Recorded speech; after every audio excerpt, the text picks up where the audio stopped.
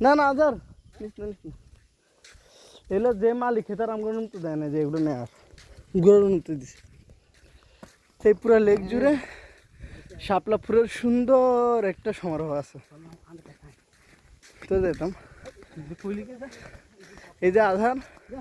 সে বলতেছে তার দেখানোর জন্য ওই আধার এইদিকে দিকে দিকে